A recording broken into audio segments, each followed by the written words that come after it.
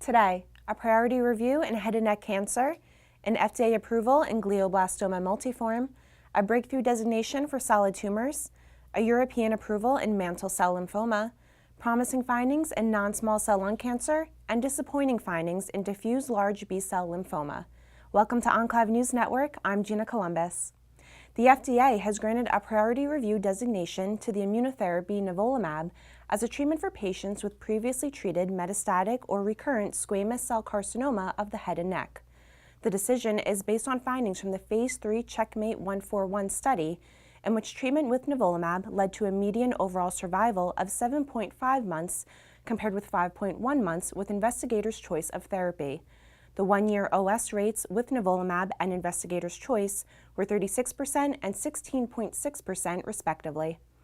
The median progression-free survival was 2.0 months with nivolumab and 2.3 months with investigators' choice, while 6-year PFS rates were 19.7% and 9.9% with nivolumab and investigators' choice respectively. In terms of response, objective response rates were 13.3% with nivolumab and 5.8% with investigators' choice. The overall response rate with nivolumab included 6 complete responses with a stable disease rate of 22.9%. In the investigators' choice arm, there was 1 complete response with a 35.5% stable disease rate. Overall, grade 3-4 adverse events were experienced by 13.1% of patients treated with nivolumab versus 35.1% for investigators' choice. The most common adverse events associated with nivolumab included fatigue, anemia, and asthenia. Under the priority review designation, the FDA will make a decision on the application by November 11, 2016, as part of the Prescription Drug User Fee Act. In glioblastoma multiforme, the FDA has approved a new version of Optune for patients that is said to be much smaller and lighter. In the new form, which weighs 2.7 pounds, patients can carry the battery-powered tumor-treating field device throughout their daily activities as it is easier to transport. The previous version weighed 6 pounds. Patients who have the first generation of Optune will be given the opportunity to switch to the latest version within the next few weeks. Changes were made to improve patient experience and power source management. Batteries can also be changed in the new device without stopping or interfering with treatment. In a statement, Azaf Danziger, Chief Executive Officer at Novocure, the manufacturer of Optune, said, "We are happy to receive FDA approval of our second-generation Optune system. We believe the improvements incorporated into the second-generation Optune system will make a big difference to the patients and families who face this devastating disease every day. We will continue to work to improve our technology and patient experience."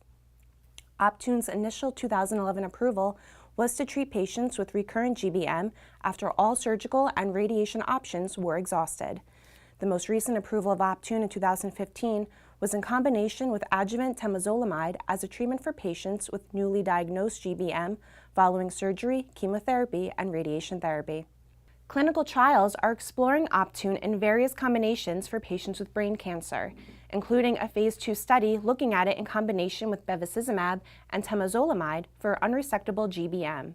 Optune is also being explored in combination with bevacizumab and hypofractionated stereotactic irradiation in bevacizumab-naive patients with recurrent GBM.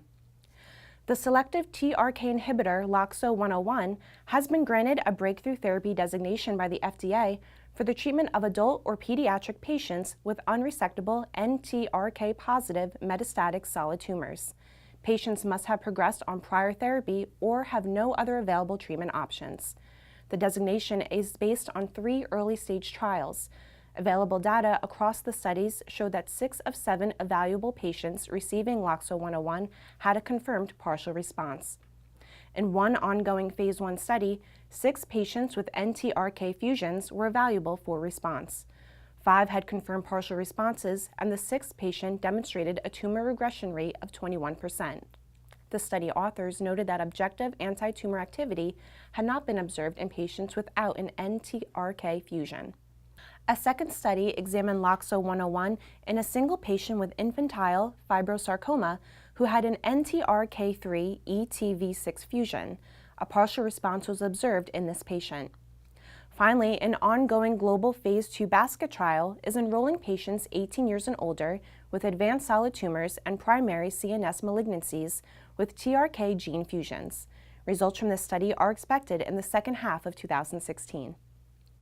In mantle cell lymphoma, the European Commission has approved lenalidomide as a treatment for patients with relapsed or refractory disease. The approval was based on findings from the Phase 2 MCL-002 trial, in which lenalidomide led to a 39% reduction in the risk of progression or death when compared with investigators' choice of therapy. Results showed that the median progression-free survival was 8.7 months with lenalidomide and 5.2 months with investigators' choice. Additionally, the objective response rates were 40% and 11% in the lenalidomide and investigators' choice arms, respectively.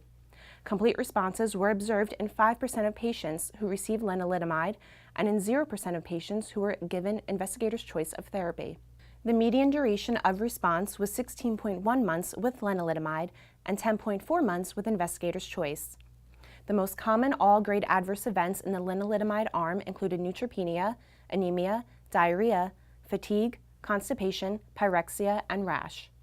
The decision follows a positive opinion that was issued by the European Medicines Agency Committee for Medicinal Products for Human Use. Lenalidomide also has approved indications in Europe for the treatment of patients with multiple myeloma. In the United States, lenalidomide has approved indications for MCL, multiple myeloma, and myelodysplastic syndromes. The benefits of osimertinib have been confirmed in the Phase 3 AURA3 study for patients with EGFR T790M mutant, locally advanced or metastatic non-small cell lung cancer who progressed on a frontline EGFR TKI. The agent demonstrated a significant improvement in progression-free survival versus standard platinum-based chemotherapy in the Phase 3 study. Secondary endpoints also favored osimertinib, including objective response rate, disease control rate, and duration of response. Further analyses of the study are still ongoing, which are looking at overall survival.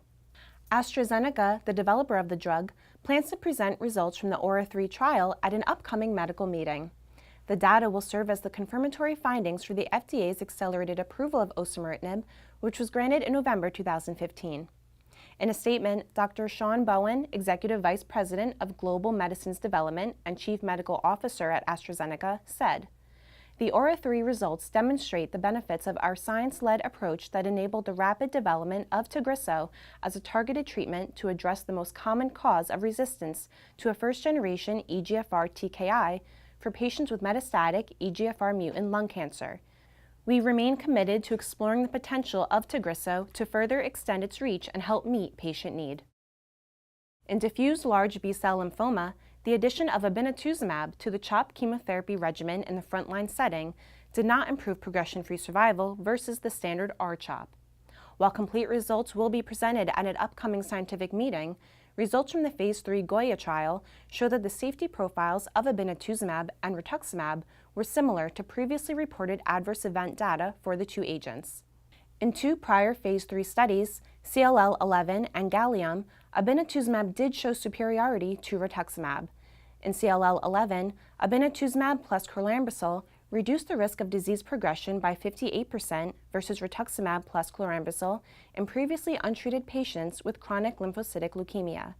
In Gallium, frontline obinutuzumab plus chemotherapy demonstrated superior progression-free survival outcomes versus rituximab plus chemotherapy in patients with follicular lymphoma. That's all for today. Thank you for watching Enclave News Network. I'm Gina Columbus.